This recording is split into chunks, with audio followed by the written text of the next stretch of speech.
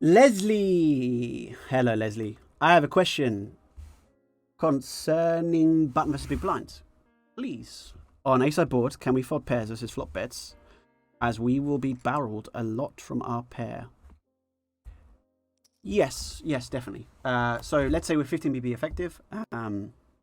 Especially, by the way, if the button size is up. So min bet's difficult, right?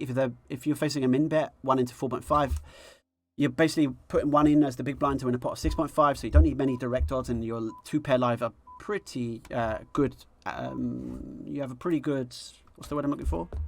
Price for your 2-pair draws, so that's kind of cool.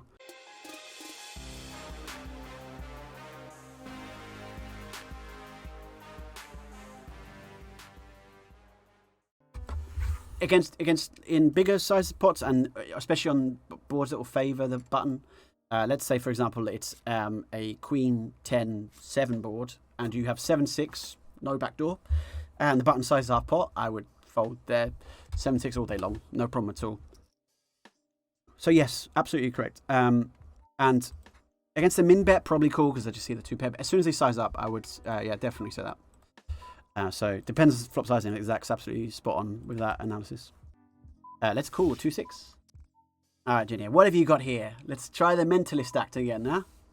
So you're linked at 9.8. You could have some King X. Not tons of offsuit King X in the range, but there's some suited ones for sure.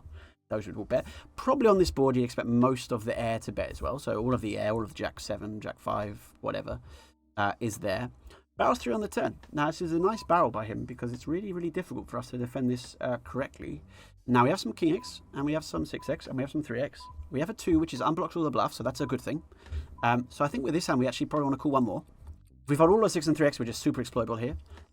Given that it's Jenny, and given that he's a Calidad Poker Juego hombre, we should try and not play exploitatively and call some of our 6X. And 6-2, weirdly enough, is better here than 6-5 or 6-7 because we want him to have Jack 5, Jack 7. We're going to check the river. We're going to fold to river bet because he can hit the river. Oh, no. But there's a perfect example, by the way. So I think fantastic play. I think well played, Jenny, by the way. Nice turn bet. I like it a lot. But that's why we call 6-2, and that's why we fold more frequent. I don't know if we always fold it, but like if we have 6-8, it means he can't have Jack 8 to bluff. And if we have 6-7, he can't have Jack 7 or Jack 5 or whatever. So having the 6-2, he has fewer 10-2 off, 9-2 off, 7-2 off, whatever. They all fold pre.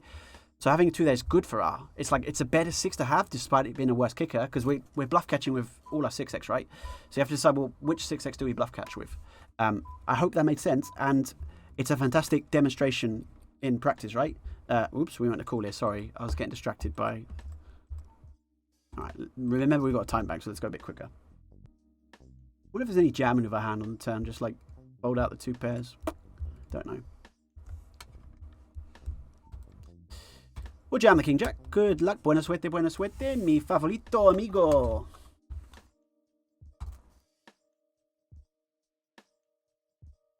Suavecito, cool. No, Suavecito fold. We'll take that. Yes, we do.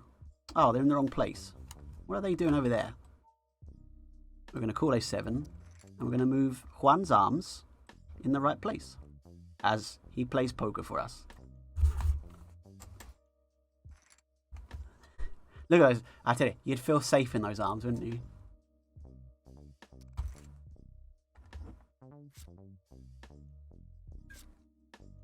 Straights. Happy to run good. Happy to run good. Unlucky, Jenny, but we'll take the win. We needed that. Arctis says, bankroll looking good. Hopefully, if we can win this 100, that'll be 1460. That'll be a nice little bit of profit for the day. Add some rake back. Happy days. We're still looking to... Hopefully, we had a 10x at the 500 last week, which would have been lovely. I mean, imagine we win that with 1861. That's a good flop. Water Lily flooded. He was the guy, or she was the guy, or they were the guy that flooded 4s. I'm going over a min bet. Just gives them the most amount of room to do something dumb. We'll definitely be sizing up turn. So the min bet is designed to, maybe they want to check raise or something. But we'll go for a pot and just see if they got a king. Looks, could have clubs, could have whatever.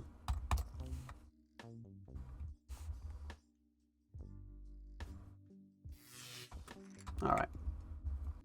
John says, yeah, bro, I'm from Madrid, living in Ibiza. We got that. We remembered it. Now I'm playing every day on Party. Yes. Okay, nice. Games are good. Or do you feel warm in those arms? You would, wouldn't you? You'd feel safe. You'd feel protected. But apparently, the main thing Juan's been doing with those arms isn't lifting weights or protecting poker players. He's just been picking up pizza with it. Juanito. We won. Water Lily check down 10-9. If I was Water Lily, I would have bet at some point.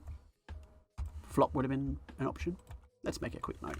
People are interested how the notes go, stuff like that. So I also have a color coding system. So purple is my button notes, red is my small blind versus big blind. I have a certain order I do it in. So button, small blind versus big blind, big blind versus button, small blind versus big blind, big blind versus small blind, heads up, small blind, heads up, big blind. All have different colors. So it's like quite nice to then pause and then you go, oh, what's the note again? And you go, okay. Normally you click save and then you don't have to write it again. But in this case, I managed to not save it, so that was annoying. Defend 7-4. Now this is a great example.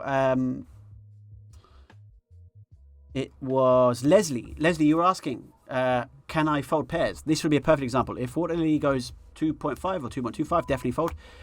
I actually think fold here too, given that we saw them limp 10 and off and just check down. I don't know if they're the type to bet ace king, ace queen, king queen, queen 9. Even if they are, we don't have great equity. Against all the value, we have pretty poor equity. Could well face a jam on the turn. Just going to fold. Might be wrong, but pretty confident with that being good. Bobby says, I've battled a lot of your team members the last 12 months. I was wondering if you could tell me what your team thinks about my game. So, Bobby, I don't actually know. I'm not...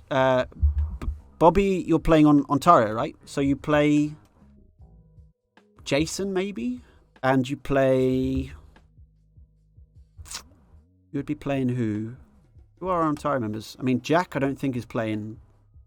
Jack Stack, rather. I don't think is playing. This is being completely honest. I don't know. I don't think. Haven't worked with any of the Ontario guys, so I've not heard any general consensus about your game, nor have I been asked. Oh, nor have I been sent a hand and say, oh, this is this reg. It happens a bit less. I think most of the guys are on party, and so if you're mass tabling party, there may be a little bit of a kind of consensus about, oh, this guy. But it's more like people typically just go, oh, this guy runs really good, and you're like, okay, it doesn't really help with much strategy. I can honestly say, Bobby, I've not done any session where we've gone, let's look at Bobby Winger today, and I've not heard anything in terms of, Bobby Winger's check raises are weak. If they are, I have no idea. So I can honestly say, the most amount of information I can offer is as follows. Grinders, it's your boy. That's all I can say. How are you finding them? Not the games. How is the Bankroll Challenge going, by the way, Bobby? Mouton says, what to do when you're demotivated playing too many regs? Very good question, Mouton. Very good question. What I would do in that situation is, I think what's actually you're demotivated by is the win rate, right? So it's not to say the regs, it's just you go, oh, I'm not winning enough, my hourly sucks or whatever. Take steps to fix that by A, moving down, B, reducing the table count, C, studying more, do whatever. Those are all options. So if you're playing a reg heavy field, party poker, high stakes, for example, very reg heavy field, you can't just... I mean, one option people do take is, I'll just put volume in, whatever. It's fine.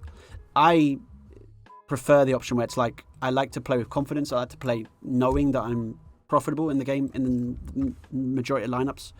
And so I will try and take steps to work very heavily on opponents and their tendencies, and try and think about spots and try and, make sure... setting up the grind to that it doesn't really matter the reg to rec ratio.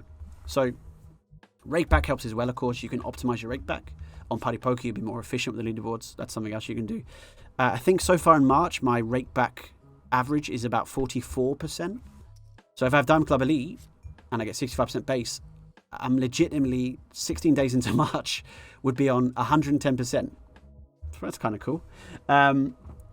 So then you need, 0 chip V and I'm making profit, which is like ridiculous and doesn't seem sustainable, but yeah.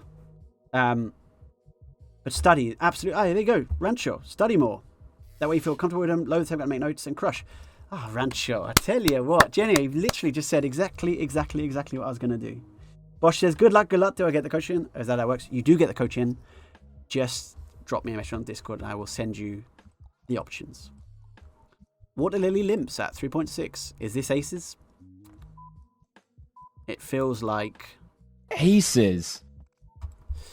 Not a good flop or check fold, but maybe they go check. We now in... Yeah, they bet 3/4.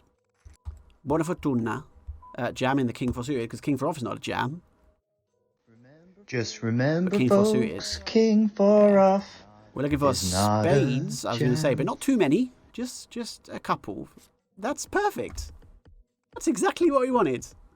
That's exactly what we wanted. Lovely. That's brilliant. Toggy, have you been doing well? Texas. All right, here we go. 7, 8, spades. 4, 9. 4, 9, 7, 8. No, don't need a 9. That's perfect. Thank you, Zach. Thank you for letting me win that one. Good luck, mate. That's us, I think, in the poker grinding is over. And we take our little profit for the day, $150. Happy days. 3 buy-ins, we'll take it. We're now going to play a little $10 round of GeoGuessr. I think that's going to be the plan.